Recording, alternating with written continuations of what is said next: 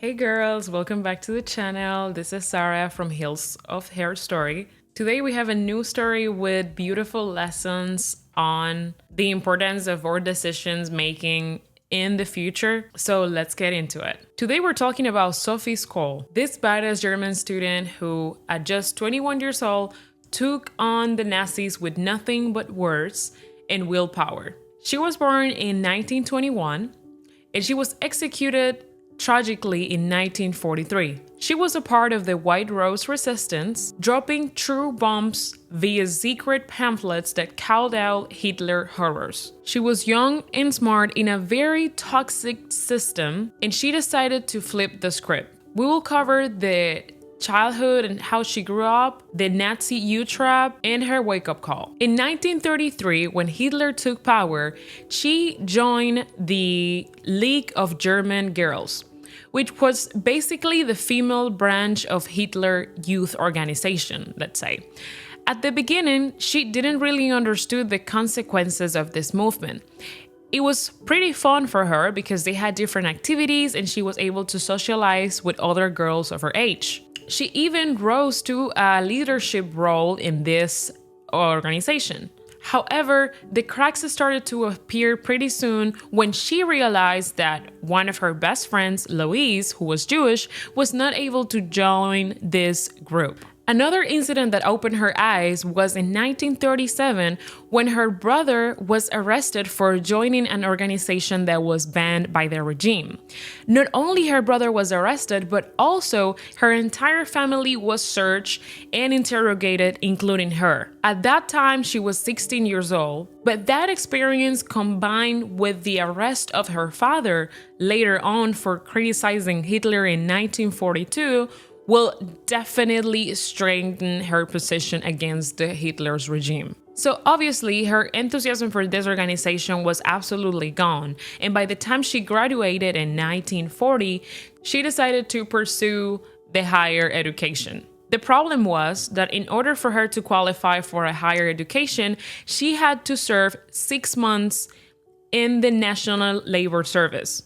This was a program that basically included manual working and skills that they would be taught, but also included a lot of ideological propaganda and brainwashing. It's extremely oppressive. However, by 1942, she was finally able to enroll in the University of Munich. In this university, she wasn't going to be alone because her older brother was in there studying medicine as well. Her time in the university was very opening for her as far as her education, and it helped her grow a lot ideologically. At the university, she also met her boyfriend, which based on the letters that we have record of, we can see how they will write to each other, how much they disagree with the war and all of the horrendous things that Hitler was taking and doing in Germany at the time. She was also able to read a lot of philosophy to find moral answers to the things that were happening around her, and she was also very influenced by different professors at her university. Because of this, they ended up creating their resistance, which was called White Rose. Sophie finally joined the movement by the summer of 1942. The group produced 6 leaflets between June of 1942 and February of 1943. They were denouncing the Nazi crimes and the persecution of the Jews in Germany. They were also denouncing all of the cruelty and the unfairness of the war. And on February 18 of 1943, Sophie and her oldest brother were distributing leaflets at the university. However, somebody saw them and they snitched to the police. Both of them were arrested immediately. During the interrogation, Sophie initially stated that she had nothing to do with it.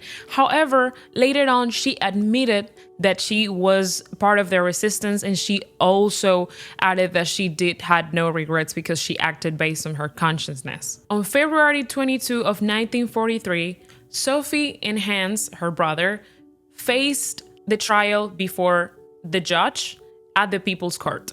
The proceedings were completely aleatory and rushed, and they were unfairly condemned and convicted of high treason, and they were sentenced to death. that afternoon, they were both executed.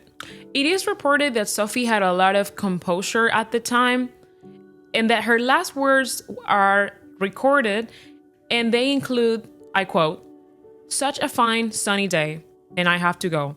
What does my death matter if through us thousands are awakened and stirred to action?"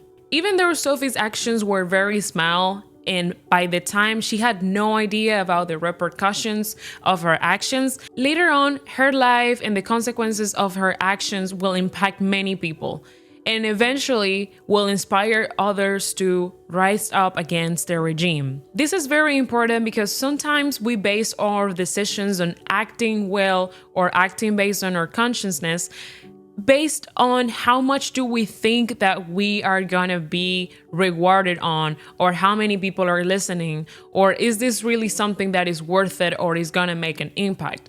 However, if Sophie was thinking that way, she wouldn't have done what she did, and obviously not a lot of people would have been impacted by the information that she was sharing. However, acting on our consciousness and our moral stance, regardless of who's listening or who has something to say about it, it's always the go-to way. Her story is now in films, books, series, and educational programs worldwide, and it reminds us the importance of individual courage and ethical courage.